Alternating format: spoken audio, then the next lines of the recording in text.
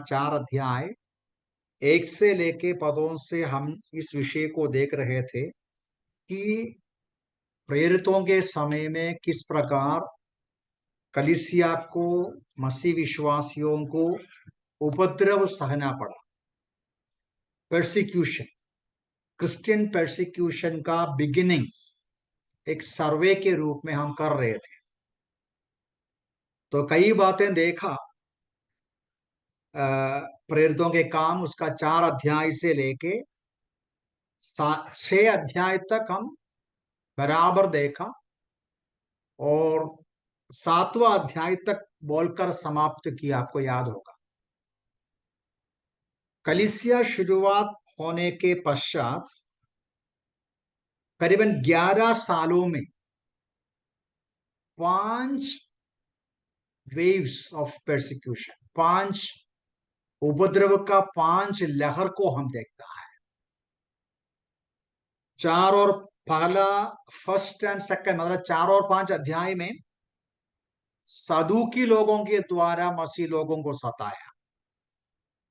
तीसरा अध्याय में एक फ्रीडमैन सिनेगोग के लोगों ने स्टेफनोस को सताया और स्टेफनोस को सताकर 7वां अध्याय में देखते हैं उसको मार डाला। तो उस प्रकार मसीह लोगों का पहला शहीद को हम 7वां अध्याय में देखते हैं। जब 8वां अध्याय शुरू करते हैं तो हम ऐसा पढ़ते हैं, 8वां अध्याय का चैप्टर 8 का शुरुआत ऐसा है, इस प्रकार उसके मार डाले जाने में शाऊल भी सहमत था।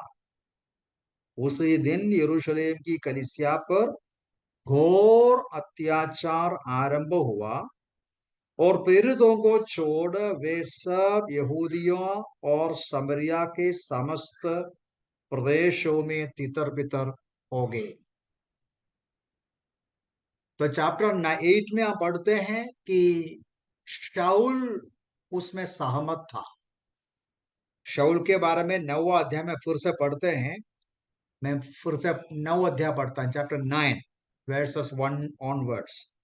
फिर शाऊल, जो अभी भी प्रभु के शिष्यों को धमकियां देते तथा उनकी हत्या करने की धुन में था, महायाजक के पास गया और उससे दमिश्क के आराधनालयों के लिए इस अभिप्राय से पत्र प्राप्त करके, यदि उससे इस बंधुक के अनुयायी मिले, वे चाहे स्त्री हो या अथवा पुरुष, तो उन्हें बांध कर यरूशलेम में ले आए। तो यहां से समझ सकते हैं कि कितना बड़ा सताव मसीहों के खिलाफ यहूदी लोग दिया, उपद्रव दिया। और शाऊल का कार्य देखता है, अधिकारियों से चिट्ठी लेकर शहर शहरों में जाकर जो भी मसीह यीशु का पीछे हो लेते हैं उसको जबरदस्ती पकड़ते हैं, पकड़कर बांध कर यरूशलेम में लेकर जाते हैं और उनको दंड देता है। इतना बड़ा उपद्रव हुआ। उस उपद्रव का परिणाम 8 अध्याय का शुरू में पढ़ते हैं, प्रेरित लोगों को छोड़कर बाकी सारे मसीह लोग तितर बितर हो गया। हम उस विषय पर बाद में देखेंगे। मतलब ये जो परसिक्यूशन का नतीजा के रूप में विश्वासी लोग तितर बितर हो गया, ऐसा पढ़ते हैं। अभी 12वां अध्याय में आते समय परसिक्यूशन का और एक डिफरेंट लेवल को देखता है। तो मैंने क्या बताया, 4 और 5 में सदूकी लोग सताया, 6 अध्याय में फ्रीडमैन का सिनेगोग वालों ने सताया, 8 और 9 अध्याय में फोर्थ वेव ऑफ परसिक्यूशन शाऊल और शाऊल के अनुयायी के द्वारा हुआ, शाऊल के सपोर्टर्स के द्वारा हुआ। And the 5th wave of persecution हेरोदा राजा के द्वारा हुआ। ये बात को हम 12वां अध्याय का पहला पद में पढ़ते हैं। 12वां अध्याय का पहला पद ऐसा है, लगभग उसी समय हेरोदास राजा ने कलीसिया के कुछ व्यक्तियों को सताने के लिए उन पर हाथ डाले। वर्स 2, उसने यूहन्ना के भाई याकूब को तलवार से मरवा डाला। जब उसने देखा कि यहूदी इस बात से प्रसन्न होते हैं, तो उसने पतरस को भी गिरफ्तार करने के लिए कदम उठाया। ये अख़मीरी रोटी के दिन थे।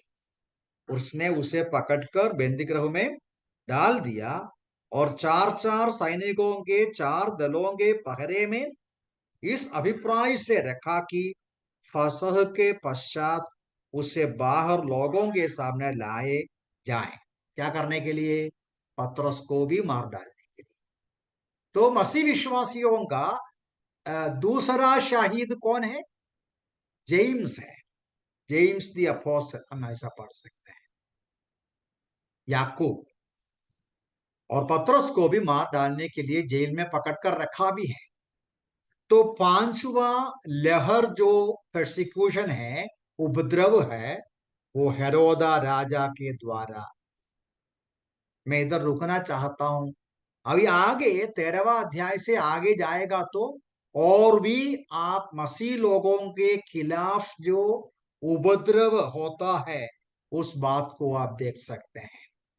पहली सदी का कलीसिया कितना कष्ट उठाया, कितना दुख सहा यीशु मसीह के नाम के कारण। ये हम प्रेरितों के काम में और अन्य पुस्तकों में पढ़ सकते हैं।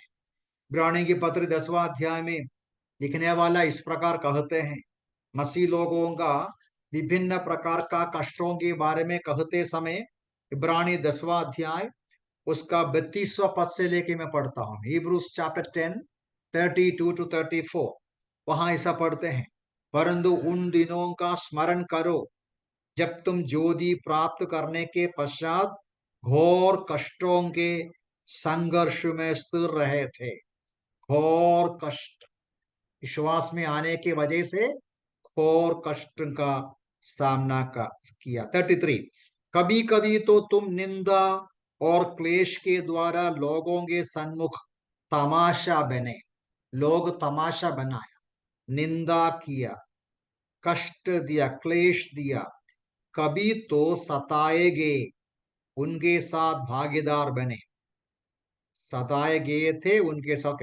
वर्स 34, क्योंकि तुमने बंदियों के साथ सहानुभूति दिखाया और अपने संपत्ति के जब्त किए जाने को यह जानकर सहर्ष स्वीकार किया कि तुम्हारे पास और भी अधिक उत्तम और चिरस्थायी संपत्ति है। मतलब पहली सदी के कलीसिया के विश्वासी लोग जिस प्रकार सताव सहा उसके बारे में लिखने वाला बोलता है।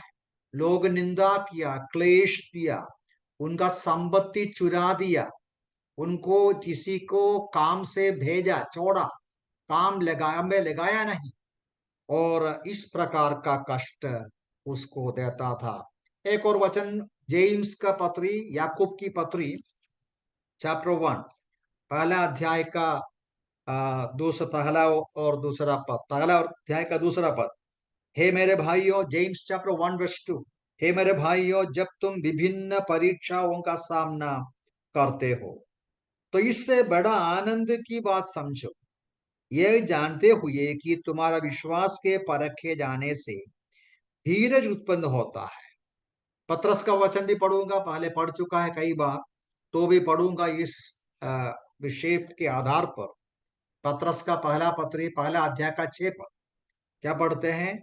इससे तुम अति आनंदित होते हो, भले ही तुम्हें अभी कुछ समय के लिए विभिन्न परीक्षाओं के द्वारा दुख उठाना पड़े। और बहुत सारे ऐसे जगहों में पढ़ते हैं। एक वचन और पढ़ूंगा, प्रकाशित वाक्य पहला अध्याय का 9वां पद। प्रकाशित वाक्य 9वां अध्याय का पहला पद, सॉरी 9वां पद। मैं यूहन्ना, जो तुम्हारा भाई और यीशु के कारण क्लेश, राज्य और धीरज में तुम्हारा सहभागी हूं, परमेश्वर के वचन और यीशु की गवाही के कारण पत्मोस नामक द्वीप में था। क्या लिखा है? परमेश्वर के वचन और यीशु की गवाही के कारण कौन सा द्वीप में था? पत्मोस द्वीप में था। पतमोस पतमोस द्वीप में पतमोस द्वीप में यूहन्ना क्या करते हैं जी? साइट सीइंग के लिए गया, गवाही देने को, आउटरीच के लिए गया? नहीं, ये बात को समझना, उधर यूहन्ना इतना लिखता नहीं है। यदि कहानियां पढ़ेगा तो पता चलेगा यूहन्ना को जो रोमन राजा, मुझे लगता है डोमिशियन होगा, डोमिशियन राजा उसको सताने के लिए, मार डालने के लिए उसको उबालने वाले तेल में डाल दिया, बॉइलिंग ऑयल, उबालने वाले ऑयल में डाल दिया तो उसको कुछ हुआ नहीं। फिर यूहन्ना को पद्मस के आइलैंड में, हिंदी में क्या बोलेगा उसके लिए मुझे मालूम नहीं, मलयालम में बोलते नाड़ गढ़ता, आई डोंट नो, एक्साइल में भेजा।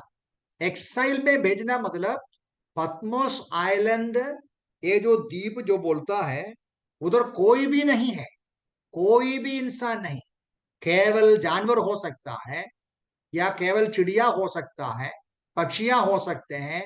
ऐसी जगह में एकांत एकांत में उसको उसका अंतिम दिन तक रहने के लिए पद्मस में भेज दिया, अकेलापन में उसको बाहर कर दिया। वहां पर प्रभु यीशु मसीह उसको मिलता है, उनको दर्शन देता है और दर्शन देकर बोलता है लिखो, ये जो दर्शन लिखो, ये संदेश लिखो, कलीसियाओं को भेजो। तो यूहन्ना लिखता है, उस समय क्या बोलता है, मैं यूहन्ना तुम्हारा भाई यीशु के कारण क्लेश और राज्य और धीरज में तुम्हारा सहभागी, परमेश्वर के वचन और यीशु की गवाही के कारण पद्मोस नामक द्वीप में अकेला था। इतना कष्ट उठाया। आप सब कुछ वर्णन करने का समय में लेता नहीं, समय नहीं है। तो हम पढ़ते हैं इस प्रकार, नया नियम का अंत तक, मतलब पूरा नया नियम हमें दर्शाते हैं पहली सदी के कलीसिया के विश्वासियों को बहुत उपद्रव सहना पड़ा, बहुत कष्ट सहना पड़ा। और उस कष्ट के बारे में हम समझ सकते हैं कि शुरुआत में रोमी सरकार प्रभु के लोगों के खिलाफ नहीं था, लेकिन यहूदी लोगों को प्रसन्न करने के लिए, जैसा पिलातुस ने किया, यहूदी लोगों को जो जो पॉपुलेशन है उसको प्रसन्न करने के लिए उनको अनुमति देना पड़ा, उनको चुप रहना पड़ा, उनको क्या बोलते हैं, साइलेंटली कंसर्न करना पड़ा। क्या सताते रहो ऐसा। लेकिन हम पढ़ते हैं एडी 64 में, नीरो के समय, मतलब एडी करीबन एडी 64, नीरो के शासन के समय में रोमी सरकार भी मसीह लोगों के खिलाफ उपद्रव, बहुत बड़ा परसिक्यूशन अनलीश किया, ऐसा हम लोग पढ़ सकते हैं। उसके बाद उसका आगे का राजा नीरो के बारे में आप सुना होगा। नीरो मेरे ख्याल से नीरो के समय में था जब क्या बोलता है, रोम शहर बैन हो रहा था। नीरो क्या कर रहा था, वो म्यूजिक सुन रहा था। वो बोला मसीह लोगों के कारण ये हुआ है। मैं उधर बाद में आऊंगा। और डोमिशियन के बाद डोमिशियन एडी 95 से लेकर डोमिशियन राजा, एडी उसके बाद एडी 250 वो जो राजा का नाम डेशियस राजा। उसके बाद डायक्लेशन 303 से लेके 313 तक 10 ईयर्स का बहुत बड़ा ताड़ था। अभी वो भी इंटरेस्टिंग है, मैं वही पढ़ूंगा आपके लिए। प्रकाशित वाक्य 2 अध्याय में प्रभु यीशु मसीह संदेश देते समय स्मुरना के कलीसिया को बोलता है, मैं पढ़ता हूं आपके लिए। प्रकाशित वाक्य 2 अध्याय उसका 10वां पद में इस प्रकार पढ़ते हैं कि जो क्लेश तो सहने पर है उनसे न डर, शैतान तुम्हें से कितनों को बंद गृह में डालने पर है कि तुम परखे जाओ, तुम्हें 10 दिन तक क्लेश उठाना पड़ेगा, प्राण देने तक विश्वासी रहो। 9वां पद देखो, मैं तेरे क्लेश और दरिद्रता जानता हूं और उनकी ईर्ष्या निंदा को भी जानता हूं, मतलब स्मरना के कलीसिया कष्ट उठाते हैं, और कष्ट उठाने वाले कलीसिया को हिम्मत देते हुए प्रभु यीशु मसीह क्या बोलते हैं? और भी तुम्हारे ऊपर कष्ट आएगा, और भी उपद्रव आएगा, और 10 दिन तक लगातार तुमको कष्ट आएगा। कई प्रभु के लोग कहते हैं ये जो वचन का एक पार्श एक एक फुलफिलमेंट के रूप में 303 से लेकर 313 तक डायक्लेशन राजा का समय में कलिसिया को 10 साल बहुत बड़ा पीड़ा, बहुत बड़ा ताड़ना, बहुत बड़ा उपद्रव सहना पड़ा।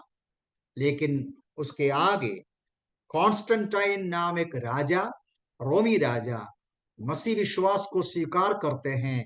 उस प्रकार उस उपद्रव का जो परंपरा बंद हो जाता, उस उपद्रव का जो वेव्स जो पूरा सॉरी बंद हो जाते हैं। लेकिन आप पूरा इतिहास देखेगा तो, पूरा 20 सदी की सदियों को देखेगा तो, यीशु मसीह के पीछे हो लेने वालों को हमेशा उपद्रव सहना जरूरी था, कष्ट उठाना पड़ा। जैसा मैं पिछले हफ्ते इस बात का सूचना दिया था, वर्तमान काल में ही आज 21वीं सदी में भी दुनिया के करीबन 50 देशों में मसीह लोगों को सताया जाता है। आप सुना होगा हमारे देश में इन दिनों में क्या हुआ, क्रिसमस के समय दिसंबर के महीने में छत्तीसगढ़ में क्या हुआ। मैं वर्णन नहीं करता, लेकिन एक सूचना देता हूं। जो पेपर में आते हैं, जो मैगजीन में आते हैं, जो टीवी में आते हैं, वो कुछ नहीं है, सच्चाई बाहर नहीं आता है। वहां के गांव के लोगों ने ऐसा निर्णय किया, मसीह लोगों को हम कुछ भी बेचेगा नहीं, मसीह लोगों का कुछ भी सामान खरीदेगा नहीं। उनको गांव से बाहर कर दिया, उनको अनुमति नहीं मिलेगा सामान खरीदने को, उनका खेती की सामान बेच नहीं सकता। क्या कष्ट, क्या परेशानी हमारे देश में सह रहा है। आपको मालूम है, ये जो पेपर में नहीं आता है, पेपर में नहीं आता, टीवी में भी नहीं आता, व्हाट्सएप में नहीं मिलेगा सच्चाई। अभी भी हमारे देश के ही कुछ लोग नेताएं बिल्कुल सच्चाई को छिपा कर बताते हैं। क्या मैं उसके ऊपर ज्यादा वर्णन करना नहीं चाहता, लेकिन सच्चाई ये है, आज हमारे देश में है और पाकिस्तान में है, पूरा मुस्लिम राज्यों में है, कम्युनिस्ट राज्यों में है, बहुत कष्ट उठाते हैं यीशु मसीह के नाम के वजह से, कष्ट और कठिनाई उपद्रव सहते हैं। तो ये हमें क्या समझाते हैं? प्रेरितों के काम 4 अध्याय में जो सताव उपद्रव शुरू हुआ, उस उपद्रव आज भी चालू है, आज भी शुरू है, आज भी कंटिन्यू है। What does it mean? उसका मतलब क्या है? उसका मतलब नंबर 1 ये है, हर सदी में, हर समय में एक सच्चे मसीह विश्वासी को उपद्रव और क्लेश और परसिक्यूशन और कठिनाई की सामना करना है।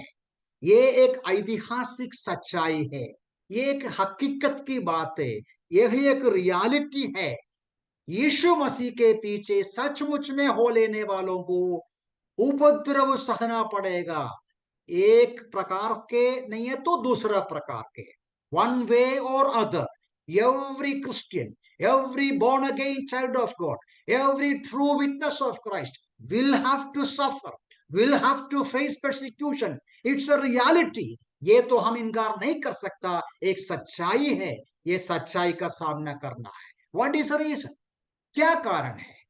एक मूल कारण प्रभु यीशु मसीह खुद कहा है। हम उस वचन को बात को पहले देखेंगे। क्या कारण है? It's a reality, it's essential, it's a fact that a born again child of God will have to face opposition and persecution. क्या रीजन है? मैथ्यूज गॉस्पेल 10 देखिए, मत्ती सुसमाचार 10वां अध्याय का वर्स 17 एंड 18 को देखिए। मत्ती सुसमाचार 10वां अध्याय उसका 17वां पद को देखिए। वहां लिखा है, परंतु मनुष्यों से सावधान रहो, क्योंकि वे तुम्हें कचहरियों में सौंपेंगे, अपने आराधनालयों में तुम्हें कोड़े मारेंगे। तुम मेरे कारण राज्यपालों और राजाओं के सामने भी उपस्थित किए जाओगे कि उन पर और गौरवोदियों पर साक्षी बनो। क्या कारण है? मेरे कारण। मन में रखिए। देखो वर्स 21-22 ऑल्सो, 21 और 22, 21 और 22। भाई अपने भाई को और पिता अपने बच्चों को मार डाले जाने के लिए सौंपेंगे। संतान माता पिता के विरुद्ध खड़े होकर उन्हें मारवा डालेंगे।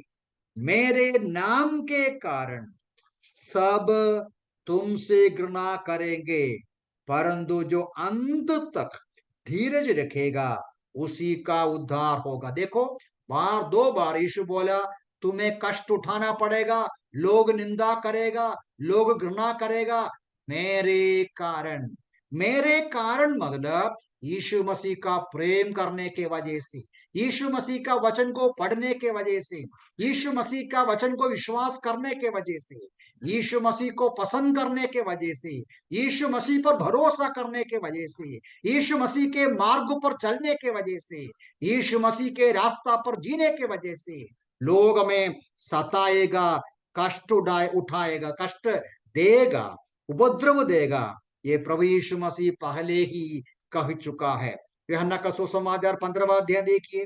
यूहन्ना का सुसमाचार 15वां अध्याय उसका 18 पद को देखिए, 18 और 20।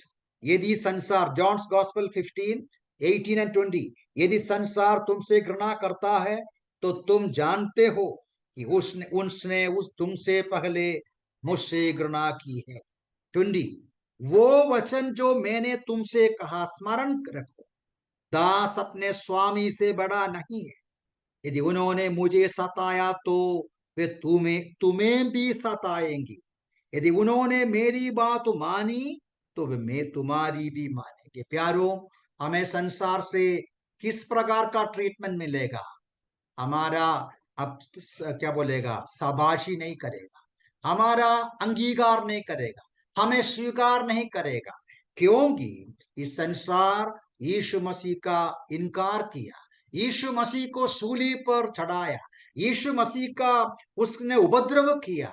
इस संसार में यीशु मसीह के पीछे हो लेने वालों को इससे अधिक कुछ भी नहीं मिलेगा। यीशु मसीह ने बोला, दास अपने स्वामी से बड़ा नहीं है। कलीसिया शुरू हुआ यीशु मसीह का कष्ट और क्लेश के द्वारा। कलीसिया आगे बढ़ेंगे कष्ट और क्लेश का सामना करते हुए। हमें हिम्मत रखना है, हमें ये क्या बोलता है, एक्सपेक्ट करना है। हमें आसानी का जिंदगी का प्रतीक्षा नहीं करना है, कठिनाई का क्लेश का प्रतीक्षा करना है। एक और वचन पढ़ूंगा मैं। प्रेरित पौलुस तिमोथी को लिखता है अपने दूसरी पत्री में, 2 तिमोथी 3:12 में ऐसा लिखा है, वास्तव में वे सब जो मसीह यीशु में भक्तिपूर्ण जीवन व्यतीत करना चाहते हैं सताए जाएंगे। वे सब जो यीशु मसीह में भक्तिपूर्ण जीवन बिताना चाहता है वे सताया जाएंगे। तो इस प्रकार हम इस बात को समझना है, मसीही जीवन, सच्चा मसीही जीवन आसानी का जीवन नहीं। No easy life. हमें एक आसानी का जिंदगी हमको कभी नहीं मिलेगा।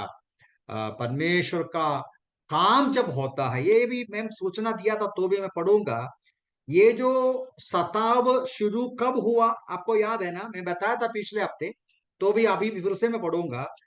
जब हम लोग प्रेरितों के काम उसका 5वां अध्याय को खास तौर से पढ़ते हैं, प्रेरित एक्ट्स 5 का आप 12वां पद से लेकर हमने देखा वो सब किस प्रकार उसको सताया।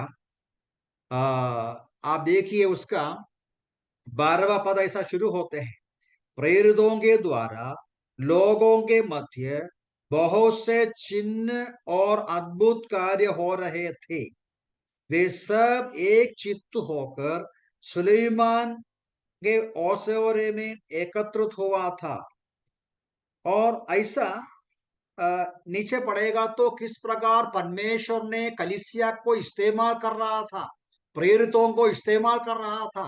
प्रेरितों ने मसीही सेवकाई गवाही बराबर कर रहा था, लोग विश्वास कर रहे थे, प्रभु में आ रहे थे।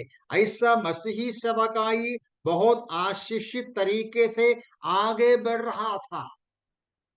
प्रभु अपने बीच में कार्य कर रहा था, उस समय बहुत बड़ा उपद्रव होगा। तो यहां से दो बातें मन में रखना है। यदि उपद्रव का, क्लेश का, कठिनाई का सामना नहीं करता, मतलब यदि एक इंडिविजुअल विश्वासी, एक विश्वासी परिवार, एक कलीसिया किसी भी प्रकार का वारफेयर, लड़ाई, परेशानी, सैटनिक ऑपोजिशन का सामना नहीं कर सकता है, तो नहीं करता है, तो उसका मतलब हमें देखना पड़ेगा क्या है। मैं क्या बोल रहा अभी? अभी 5वां अध्याय से मैंने क्या बताया? मैं ये बताने का प्रयास कर रहा था, जो सामयिक कलीसिया और विश्वासी और प्रेरितों के खिलाफ उपद्रव अनलीश किया। अनलीश किया मतलब एकदम, क्या बोलेगा, उसके ऊपर उपद्रव देना शुरू किया कठिन तरीके से। कब? जब सेवा बढ़ रहा था, परमेश्वर कार्य कर रहा था, गवाही बढ़ रहा था, लोग विश्वास कर रहा था, कलीसिया बढ़ रहा था। तो प्रभु की सेवा बढ़ते समय मसीह विश्वासियों की जिंदगी सफलता पूर्वक आगे बढ़ते हैं, तो उपद्रव बढ़ता है। उपद्रव कम होगा यदि हम सफलता पूर्वक आगे नहीं बढ़ेगा। तो जब दुश्मन को हम, क्या बोल सकता है, भाषा में थोड़ा सा डिफिकल्टी होता है। See, when the enemy finds we are a threat, he will unleash persecution. And when the enemy finds we are not a threat, कोई बात नहीं, उनसे हमें कोई परवाह करने की आवश्यकता नहीं। उस कलीसिया के द्वारा, उस विश्वासी लोगों के द्वारा, उस मसीह लोगों के द्वारा हमारे लिए कोई प्रॉब्लम नहीं होगा, तो दुश्मन क्या करेगा? मैं आगे बढ़ना चाहता हूं। आज हमारे देश में सुसमाचार के कुछ दुश्मनों के साथ कुछ मसीह लोग जोड़ता है। Reason why? What is the reason? Because they are not true Christians. They are not at all a threat to the interest of the satanic forces. Only the born again Christians, born again child of God, is a threat to the satanic forces, and they will face untold, innumerable परेशानी, क्लेश। मैं आगे बढ़ना चाहता हूं। मैं ये बात को बताया, ओनली वन थिंग मैंने बताया। What do we learn on the basis of this analysis of the persecution? जो हम चैप्टर 4 से देखा, हम केवल 12 अध्याय तक ही देखा, आगे नहीं देखा। आगे भी जरूर परसिक्यूशन है, वो सब बाद में जैसा अध्याय आते हैं वैसा देखेंगे। चैप्टर 13 में है, चैप्टर 14 में है, चैप्टर 16 में है, चैप्टर 19 में है, चैप्टर 21 में है। मसीह लोगों को कष्ट उठाना पड़ा उसके बारे में। तो ये पहला लेसन, हरेक मसीह विश्वासी, सच्चे मसीह विश्वासी, उसको उपद्रव सहना पड़ेगा, क्लेश सहना पड़ेगा। That is the first lesson to remember. उसका रूट कॉज क्या है? Because of our association with Christ, because we are different, because we belong to Christ, because we are a heavenly people. हम प्रभु के लोग हैं, हम अलग लोग हैं, प्रभु के वचन पर चलने वाले हैं, प्रभु के वचन पर हमारी जिंदगी को हम मोड़ते हैं, इसलिए हमारा सता। लेकिन जब हम इस प्रेरितों की किताब को पढ़ते समय कुछ इमीडिएट रीजंस होता है। आप ध्यान दिया? There are, we can notice certain immediate reasons for the opposition. जब हम ध्यान से देखेगा प्रेरितों के काम और इतिहास को, चर्च इतिहास, हिस्ट्री को, ये बात भी देख सकते हैं, the immediate reasons for persecution were always the same or mostly the same. मैं एक्सप्लेन करूंगा फिर से, अब समझ आया? मसीह लोगों को सताने का मूल कारण our association with Christ, our relation with Christ, our commitment to Christ, our obedience to Christ, our godly life. That is the root cause. लेकिन जब हम प्रेरितों के काम और अन्य पैसेजेस को पढ़ते समय कुछ और इमीडिएट रीजंस को देखता है। अब मूल कारण लोगों के सामने विजिबल नहीं, वो तो बिहाइंड द सीन है, सैटेनिक फोर्सेस ज्यादा जानते, लेकिन लोगों के नजर में there were certain immediate reasons behind the attack, and those immediate reasons आज भी देख सकते हैं। मैं एक्सप्लेन करूंगा आपके लिए। नंबर 1 आप देखिएगा, प्रेरितों की किताब, अब देखा नंबर 2 में, नंबर 1 1 2 2 में ये आप बोर्ड देखा, बोर्ड में मैं लिखा 2 के नीचे सब पॉइंट नंबर ये, ठीक है। एक्ट्स 4 प्रेरितों के काम 4 अध्याय उसका 2 और 3 पद को देखिए, मैं पढ़ता हूं आपके लिए। उधर क्या लिखा है, इस बात से अत्यंत क्रोधित थे। कौन क्रोधित थे? ओके, पढ़ लेंगे, उसके बाद एक्सप्लेन करेंगे। इस बात से अत्यंत क्रोधित थे, ठीक है, सॉरी, कि वे लोगों को उपदेश दे रहे हैं और यीशु का उदाहरण देकर मृत्यु को मृतकों के पुनरुत्थान का प्रचार कर रहे हैं। कौन क्रोधित थे? कौन क्रोधित थे?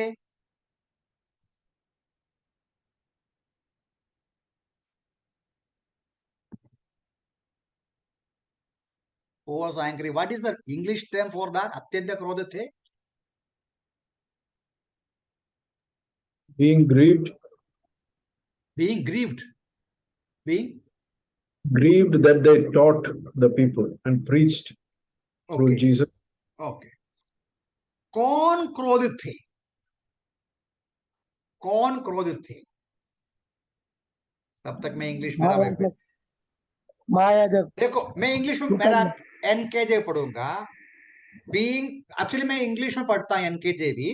Now as they spoke to the people, the priest, the captain of the temple, and the Sadducees came upon them, being greatly disturbed that they taught the people and preached in Jesus the resurrection from the dead. किसको बुरा लगा? साधुकी लोगों को। साधुकी लोगों को क्या लगा? बुरा लगा। हिंदी भाषा में क्रोधित, अत्यंत क्रोधित हो गया, ग्रेटली परेशान हो गया। क्यों परेशान हो गया वे? जी भाई क्रिस्टोफर कुछ बोल रहे थे, बोलिए जा एक और बार। कौन परेशान, क्यों परेशान हो गया वो लोग?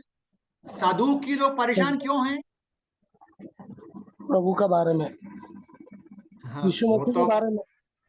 नहीं, बात थोड़ा बहुत सही है आपका। साधु की लोग इसलिए परेशान हैं, साधुकियों का उपदेश के अनुसार मृत्यु के बाद जीवन नहीं। साधुकी लोग एंजल पर विश्वास नहीं करता। साधुकी लोग एंजल पर विश्वास नहीं करता, मृत्यु के आगे जीवन का विश्वास नहीं करता। साधुकी लोगों को बिल्कुल सह नहीं सका यीशु मसीह का पुनरुत्थान का उदाहरण देकर प्रेरित लोग सिखाते हैं मृत्यु के आगे जीवन है, यीशु मसीह मृतकों में से जीवित है, पुनरुत्थान है। ये सदूकी लोगों को बिल्कुल पसंद नहीं आया।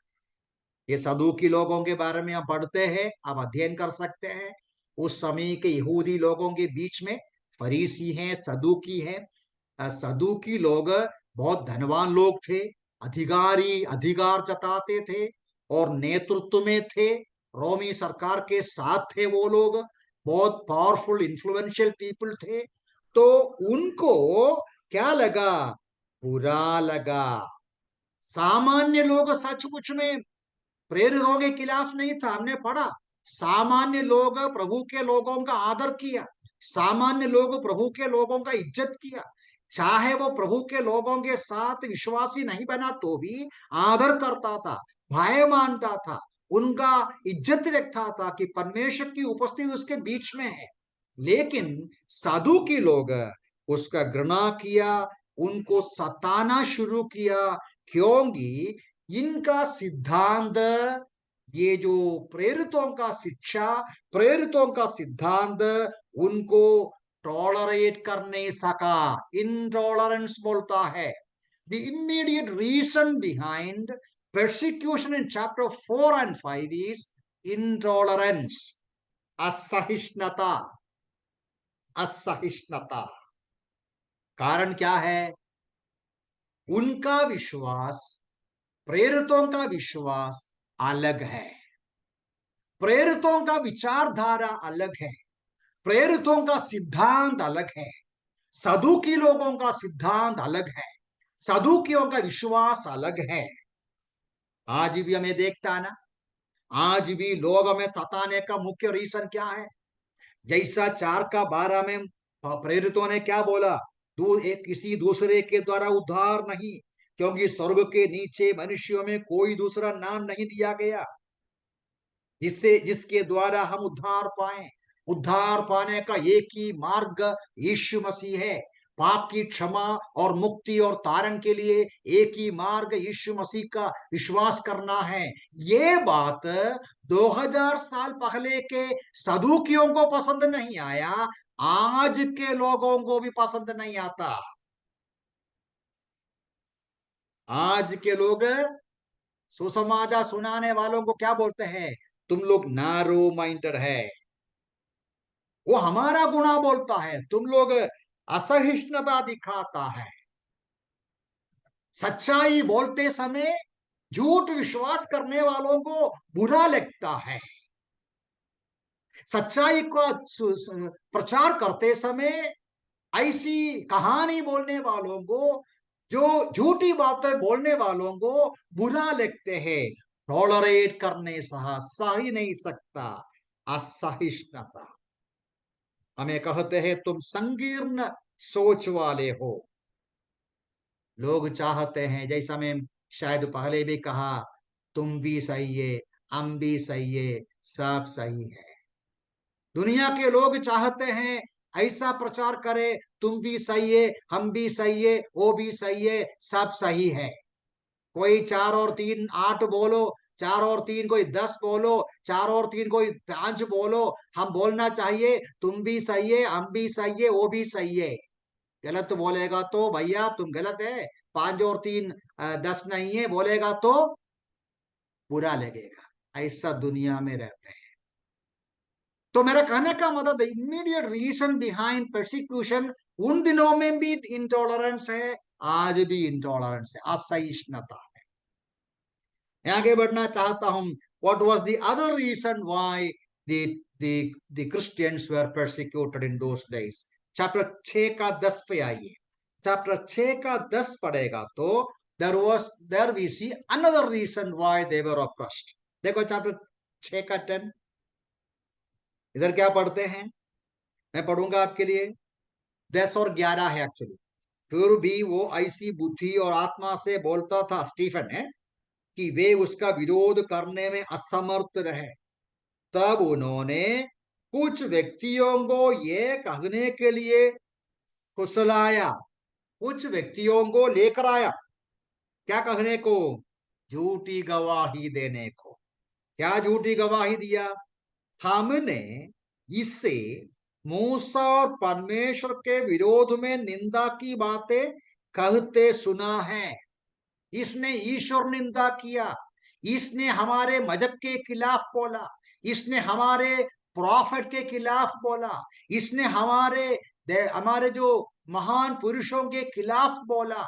झूठी गवाहों को लेकर स्टेफनास को खींचकर पकड़कर लेकर गया, उनको पथराव करके मार डाला।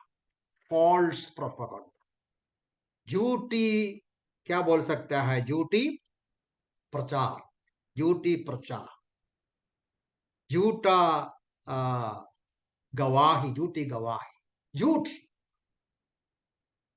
ईश्वर निंदा बहुत बड़ा इंस्ट्रूमेंट है। संसार भर में सारे सदियों में एक दूसरे को सताने के लिए ईश्वर निंदा।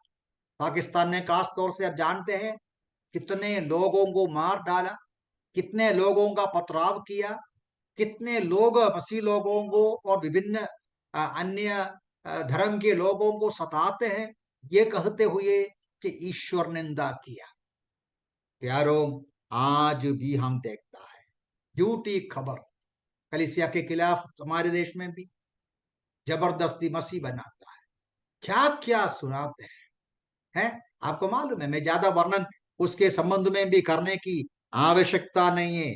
आज भी सेम टैक्टिक्स, सेम तरीका को इस्तेमाल करते हुए प्रभु के लोगों के खिलाफ क्या बोलते हैं, उपद्रव वो सताते हैं, उनको उपद्रव देते हैं। मैंने थोड़ी देर पहले बताया, रोमी उन दिनों में पहली सदी की बात है, रोमी शहर में जब क्या बोलता है, फायर, आग लगा, नीरो आग जलाते समय वो राजा पढ़ते हैं कि वो म्यूजिक सुना रहा था, ऐसा ऐसा बोलकर बताया, मसीह लोगों के कारण ये हुआ है।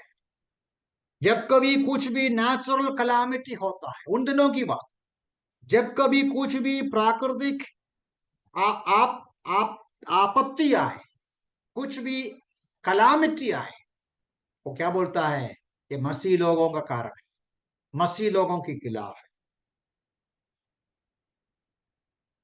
उस प्रकार उसको ताड़ना देना आज भी हम देख सकते हैं। मेरे ख्याल से मैं एक और बात देखूंगा, उसके साथ मैं बात करूं। अनदर रीजन, सो मैंने दो बात बताया, रिपीट करूंगा, बाद में एक और देखेंगे, उसके साथ मेरे ख्याल से मैं बंद करना पड़ेगा मुझे। एनवी, 5 बातें को देखिए, 5 का 17 देखो। परंतु महायाजक और इसके सब सहयोगी अर्थात सदूकियों के संप्रदाय के लोग उठ खड़े हुए और ईर्ष्या से भरकर, ईर्ष्या, सिमिलर थिंग हम चैप्टर 13 में भी देखता है, 13 का 45, 13:45, परंतु जब यहूदियों ने भीड़ को देखा तो ईर्ष्या से भर गए। ईर्ष्या मतलब क्या होता है, जेलसी, एनवी। 17 का 5 देखिए, 17:5, परंतु यहूदी ईर्ष्या से जल उठे। ईर्ष्या, क्यों ईर्ष्या होता है, यह तो इंटरेस्टिंग बात है। ईर्ष्या का कारण क्या है, what is the reason behind ईर्ष्या। ईर्ष्या मतलब जेलसी या एनवी, ये है बहुत बड़ी बीमारी। क्या है हिंदी में, मेरे क्या पता नहीं, इंग्लिश में एनवी, जेलसी, दोनों को दो आइडिया है, मैं उसके ऊपर अभी जाता नहीं, लेकिन केवल एक ही आइडिया बोलकर मैं बंद करता हूं। ईर्ष्या 2 प्रकार का होता है। एक है जब मुझे जो नहीं है आपको होता है तो मुझे बुरा लगता है। मुझे जो नहीं है चलेगा, मुझे नहीं है तो भी आपको होना नहीं चाहिए। मैं कंगाल रहूंगा, नो प्रॉब्लम, लेकिन वो धनवान नहीं बनना चाहिए। मैं दुखी रहूंगा, नो प्रॉब्लम, लेकिन वो खुश नहीं होना चाहिए। ये एक प्रकार का है। दूसरा है उनका मुझे मिलना है। ये दोनों एक ही विषय का 2 पहलू होता है। अरे मेरे पास नहीं है, उनके पास है, मुझे भी होना है। और दूसरा है मुझे नहीं है तो भी चलेगा, उनको नहीं होना चाहिए। ये दोनों है। तो प्रभु के लोगों को खिलाफ, मसीह लोगों के खिलाफ ईर्ष्या की क्या आवश्यकता है। एक अविश्वासी को, सुसमाचार के विरोधियों को हमारे खिलाफ ईर्ष्या होने का कारण क्या होता है। ईर्ष्या होने का कारण ये है प्यारों, सुसमाचार पावरफुल है, हमारा प्रभु जीवित है, यीशु मसीह जीवित है, सुसमाचार पावरफुल है। हमारे किताब में जीवन के सारे समस्या का हल है, हमारे पास हमारे संदेश में आंसर है, आंसर फॉर एवरी प्रॉब्लम। हमारे इस पुस्तक में, हमारे इस प्रभु के पास सारी समस्या का हल है। अंधकार से भरा हुआ संसार में हमारे सामने ज्योति पाया है। हमारे अंदर आनंद है, हमारे अंदर शांति है, हमारे अंदर समाधान है, हमारे अंदर आशा है, हमारे अंदर संतृप्ति है, हमारे अंदर एक बहुत ही आशीषित का जीवन है, स्वर्गीय सौभाग्य का आनंद उठाने वाले लोग हैं। सचमुच में यीशु मसीह के पीछे चलने वाले, उनको देखकर अंधकार में डूबने वाले, निराश में डूबने वाले, ये जो मूर्तियों के पीछे चलकर जीवन में निराशा में रहने वाले जलन होते हैं, तो उसमें अद्भुत की कोई बात नहीं है। देखिए, मैं आपको क्या बताना चाहता हूं, मुझे इधर बंद करना पड़ेगा, हमारा समय इधर खत्म होता है। It's a very sad thing. आपको मालूम है, ये बात पूरा पढ़ना चाहिए। हमारे देश में क्या होता है, खास तौर से गरीब लोगों को, अनपढ़ लोगों को, जो अज्ञानता में रहते हैं, अंधकार में रहते हैं, शराब पीने वाले, दारू पीने वाले, मारामारी करने वाले, झगड़ा करने वाले, नशील पदार्थ लेने वाले, ऐसे लोगों को सुसमाचार सुनाकर, यीशु मसीह का प्रेम का संदेश को सुनाकर, उनको समझाकर, सुधार कर, प्रकाश में, ज्योति में, ईश्वरीय मार्ग में, आनंद और आशा के मार्ग में हम ले जाते हैं, प्रभु लेकर आते हैं, उनका जिंदगी बदल डालते हैं, बदल जाते हैं। कुछ लोगों को ये देखकर जलन आता है, उनका नेताओं को जलन आता है। अभी आगे देखेगा तब आपको इसका और पता चलेगा उनका नेताओं को क्यों जलन आता है, और रीजन में उधर बाद में आऊंगा। मैं बंद करना चाहता हूं, प्रभु हमें सहायता करे। मैं ये बताने का प्रयास कर रहा था, true believer, true Christian at all time, all century, हर समय हर जगह उनको सताया जाता है, because we belong to Christ, because we are different, because we belong to heaven, because we follow the word of God. The immediate reasons ये हो सकता है, intolerance and false propaganda and envy, असहिष्णुता, झूठा खबर और जलन। ऐसे लोगों के बीच में हम रहते हैं तो हमें उनके लिए बहुत ही समझदारी के साथ हमें जीना। हम जिन लोगों के बीच में सुसमाचार सुनाते हैं, हम जिन लोगों के बीच में गवाही देते हैं, हम जिन लोगों के साथ रहते हैं, वी नीड टू अंडरस्टैंड वो हमारा संदेश, हमारा वचन, हमारी जिंदगी और गवाही को पसंद नहीं करता। वो हमारी जिंदगी और सच्चाई का झूठी बातें समझ, झूठ प्रकार इंटरप्रेट करते हैं। वो हमें देखकर मन के अंदर जलन करने का संभावना है। ये समझकर हमें जीना है और हमें उसको समझाने का प्रयास करना है, प्रार्थना करना है कि हमारा जीवन ज्यादा शब्द नहीं, हमारा जिंदगी एक एग्जाम्पल रहे, गवाही रहे, ताकि हमारे शब्दों में गलती ना हो। हमें फंसाने का, हमें सताने का, हमें कैसा भी हमारे खिलाफ काम करने के लिए शैतान और शैतान के एजेंट सोचते समय हमें बहुत सोचकर समझकर जीना है कि हमारे शब्द, हमारी जिंदगी गवाही का हो, उनके द्वारा हम प्रभावित ना हो, हमारे द्वारा वे प्रभावित हो जाए, उनको हम कॉपी ना करें, वे हमें कॉपी करने का कारण हो। हम अलग है, अलगापन को हम संभाले। हम यहाँ बंद करेंगे, प्रभु हमें सहायता करे। बंद करने के पहले एक वचन पढ़ूंगा, पतरस का अंतिम लास्ट रेफरेंस पढ़कर मैं बंद करता हूं। इन दिस कॉन्टेक्स्ट पतरस बराबर इस प्रकार कहते हैं, पहला पतरस 2 अध्याय का 11 और 12। हे प्रियो, मैं तुमसे आग्रह करता हूं कि अपने आप को परदेशी व यात्री जानकर उन शारीरिक वासनाओं से दूर रहो जो आत्मा के विरुद्ध युद्ध करती है। अन्य जातियों के मध्य अपना चाल चलन उत्तम बनाए रखो, जिससे वे जिन बातों में कुकर्मी कहकर तुम्हारी निंदा करते हैं, उन्हीं बातों में तुम्हारे भले कामों को देखकर न्याय के दिन परमेश्वर की महिमा करें। प्रभु के नाम की महिमा।